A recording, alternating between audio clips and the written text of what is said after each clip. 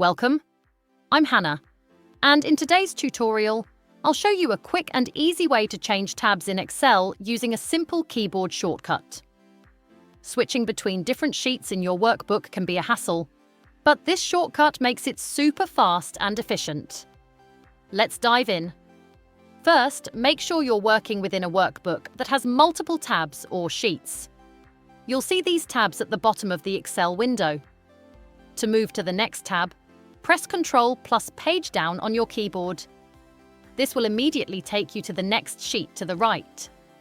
If you want to move to the previous tab, simply press Ctrl plus Page Up.